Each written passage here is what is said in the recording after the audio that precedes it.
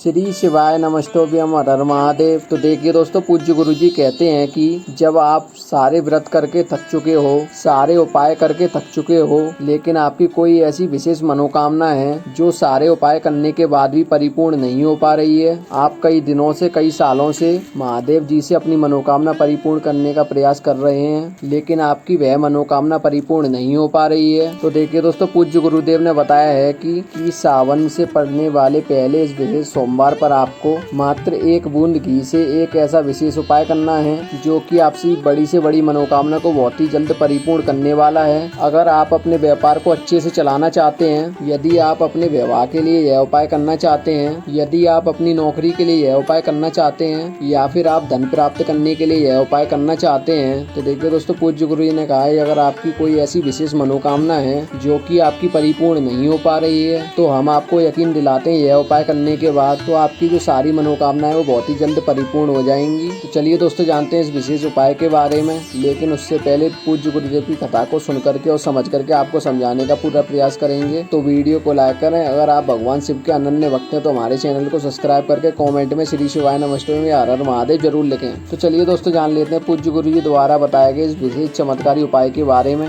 तो देखिए दोस्तों, इस उपाय को करने के लिए आपको सबसे पहले एक प्यारी सी और सुंदर सी बेलपत्र लेनी है, और बेलपत्र लेते समय आपको ध्यान रखना है वो कहीं से भी कटी फटी या खंडित नहीं होनी चाहिए। अगर आपको बेलपत्र नहीं मिल पाती है तो आप भगवान शिव जी की शिवलिंग पर चढ़ी हुई बेलपत्र को पुनः शुद्ध जल से धो करके प्रयोग कर सकते हैं। तो देखिए दोस्तों, इस प्रकार से आपको एक बेलपत्र लेनी है और इसी के साथ में आपको थोड़ा सा शहद लेना है। शहद आपको 2 से 4 बूंदी लेना है, और इसी के साथ में आपको लेना होगा अपने घर से तांबे के पात्र में 1 लोटा जल, और इसी के साथ में आपको लेना होगा लाल चंदन। तो देखिए दोस्तों, यदि आपके पास लाल चंदन नहीं है तो आप 1 से 2 बूंद घी भी ले सकते हैं, और इस उपाय के लिए मात्र आपको 1 बूंद घी ही लेना होगा। तो देखिए दोस्तों, इन सभी सामग्री को लेकर के आपको सीधे पहुंचना है भगवान शिव जी के मंदिर में सोमवार के दिन। तो देखिए दोस्तों, यह उपाय आप सोमवार के दिन सुबह से लेकर शाम तक किसी भी समय यह उपाय को कर सकते हैं। तो देखिए दोस्तों, भगवान शंकर के मंदिर में पहुंचने के बाद अपने साथ जो एक बेलपत्र लेकर के गए थे, उसकी जो आगे वाली पत्ती होती है, जिसको हम सबसे बड़ी वाली पत्ती कहते हैं, उस पत्ती की चिकनी साइड पर आपको शहद लगा देना है। देखिए दोस्तों, आपके सीधे हाथ वाली जो अनामिका उंगली होती है, उस उंगली से ही आपको उस बेलपत्र की पत्ती पर शहद लगा देना है, जैसा कि आपको वीडियो में दिखाया जा रहा है। उसके बाद जो बीच वाली डंडी होती है जो तीनों पत्तियों को जोड़ने का कार्य करती है, सामने आपको वीडियो में दिखाने का पूरा प्रयास किया जा रहा है, जो कि आपको सामने एक गोल घेरे के रूप में, स्क्रीन के रूप में दिखाया जा रहा है। तो देखिए दोस्तों, आप अपने साथ जो लाल चंदन ले गए हैं या घी की बूंद ले गए हैं, तो उसमें से कोई भी एक सामग्री आपको उस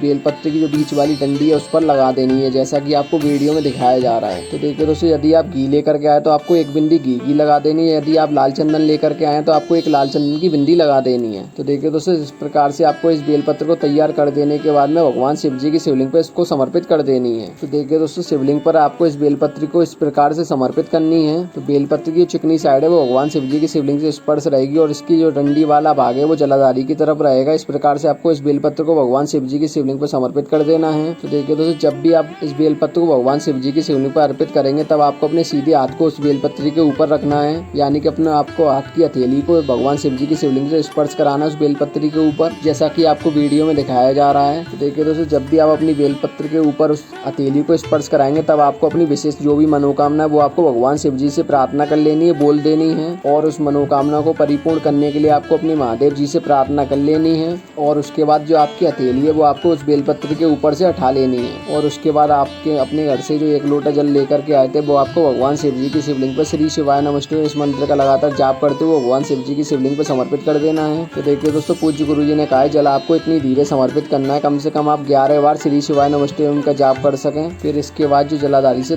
जल बहता हुआ आएगा वो आपको अपने सीधे हाथ में थोड़ा सा जल ले लेना है, और इस जल को आपको अपनी आंखों पर, अपने कानों पर लगा लेना है। तो देखिए दोस्तों, पूज्य गुरु जी कहते हैं अगर हम महादेव जी पर बेलपत्र अर्पित करते हैं तो महादेव जो है वो हमारी मनोकामना बहुत ही जल्द परिपूर्ण करते हैं, क्योंकि बेलपत्र माता पार्वती जी के आंसुओं से उत्पन्न हुई है, इसलिए ये महादेव जी को अत्यधिक प्रिय होती है, और वह जो है वो महादेव जी को बहुत ही शीघ्रता से प्रसन्न कर देती है। तो देखिए दोस्तों, पूज्य गुरु जी ने कहा है यह उपाय आपको 3 सोमवार या 5 सोमवार लगातार कर लेना चाहिए। ऐसी कोई विशेष मनोकामना नहीं जिसे आप महादेव जी हमारी पूरी परिपूर्ण ना कर सकें। तो देखिए दोस्तों, इस प्रकार से आपको अपनी मनोकामना की पूर्ति के लिए सुंदर सा उपाय जरूर करना है। तो चलिए दोस्तों, मिलते हैं अगली वीडियो में। श्री शिवाय नमस्ते, हर हर महादेव।